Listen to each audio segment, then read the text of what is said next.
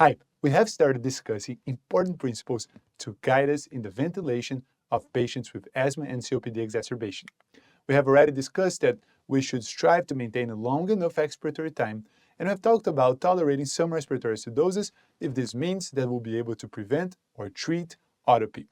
Let's now discuss our third principle. If the degree of respiratory acidosis warrants a higher CO2 removal and an increase in minute ventilation, don't restrict tidal volumes as if you're treating ARDS. First, there is no evidence to suggest that tidal volumes above 60 mL per kilogram would lead to the same injury to the alveoli of patients with asthma or COPD exacerbation as it does in the inflamed lung parenchyma of patients treated with ARDS.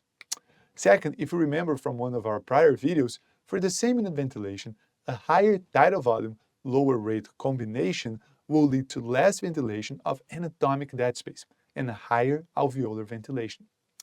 Third, for the same minute ventilation, a higher tidal volume, lower rate combination will likely lead to less dynamic hyperinflation than a lower tidal volume, higher rate combination. You may be asking, but would an increase in tidal volumes alone worsen dynamic hyperinflation?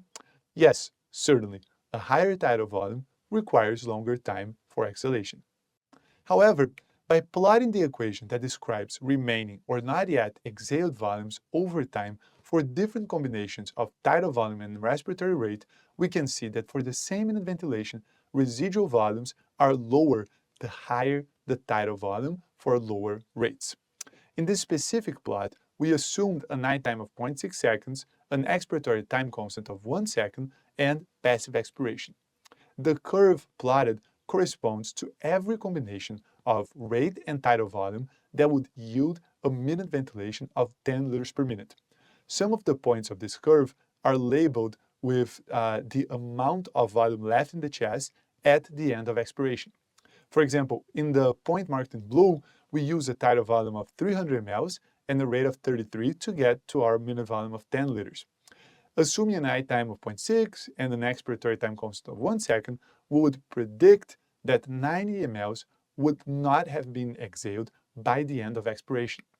Had we achieved the same minute volume of 10 liters with a tidal volume of 700 mL and a rate of 14, as in the point marked in red, we would estimate only 19 mL not to have been exhaled.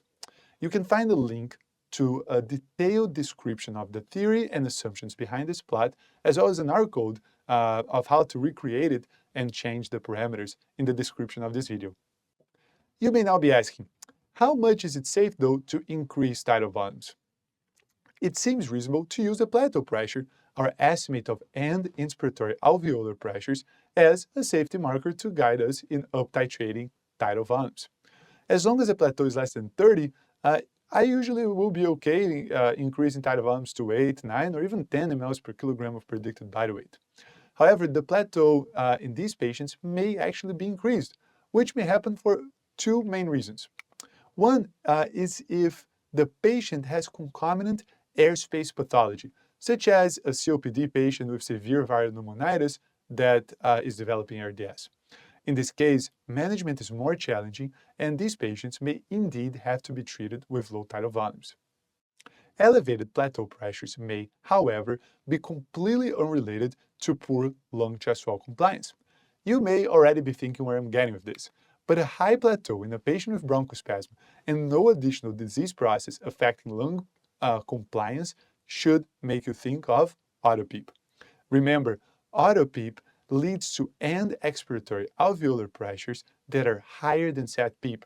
If alveolar pressures are already high before tidal volume delivery, even in compliant lungs, alveolar and inspiratory pressures, our plateau, will be elevated. Look at this case of a patient with elevated air resistance whose ventilator settings were not optimally chosen. Note that their plateau was roughly 30, with a set PEEP of 5. This could falsely suggest that lung chest wall compliance was poor. However, when we do an end-expiratory hold, we can see that his total PEEP was actually 20. Therefore, with a driving pressure of roughly 9 for 500 mL of tidal volume, we can see that compliance was actually excellent. The high plateau risking barotrauma was due to autoPEEP, and treating it should be a priority here. In this case, as you treat auto-PEEP, the plateau will come down. So if increasing tidal volumes is needed, it may be reasonable to do so despite the borderline elevated plateau. Let's now go to principle 4. We have talked about how the plateau pressure is our surrogate for end-inspiratory alveolar pressure, and hence a marker of safety in mechanical ventilation.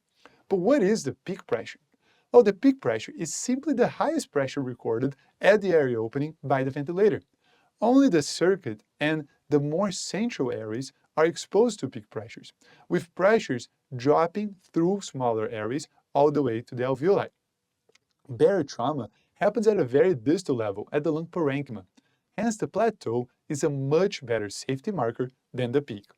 We monitor peak pressures continuously because it is easier, since it doesn't require a hold maneuver. If area resistance is low, you will approximate plateaus. However, in asthma and COPD exacerbation patients, since there is a large pressure loss between the area opening and alveoli due to elevated small area resistance, we can't use the peak pressure as a surrogate for plateau.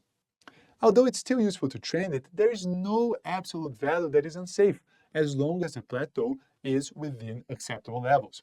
What I'm trying to get is, when ventilating patients with asthma and COPD exacerbations, we will often have very high peak pressures.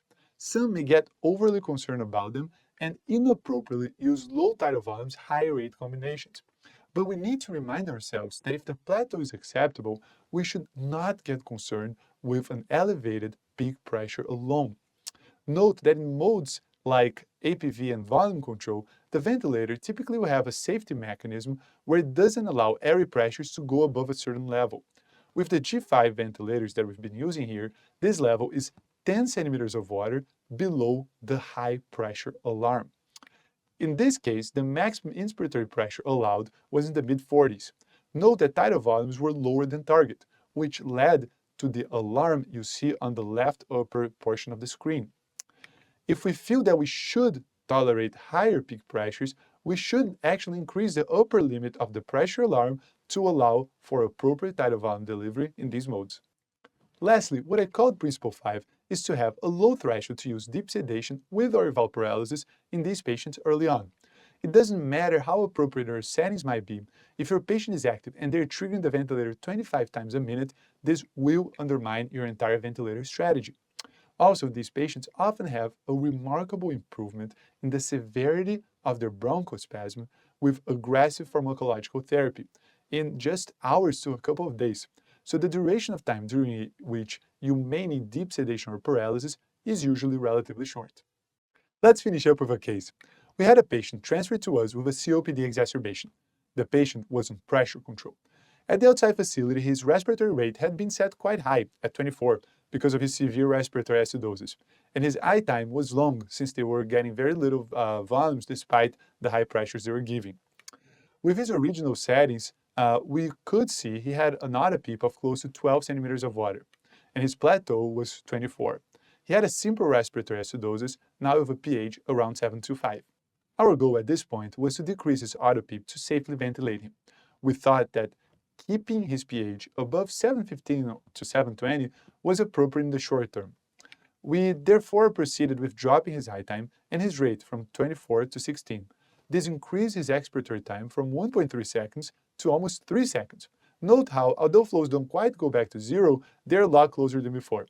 We also increased the amount of pressure we were giving above PEEP from 30 to 35 centimeters of water to increase his tidal volumes. Initially, tidal volumes increased only by a bit, but we knew that as total PEEP decreased, tidal volumes would increase further since the gradient between inspiratory area pressures and alveolar pressures would increase.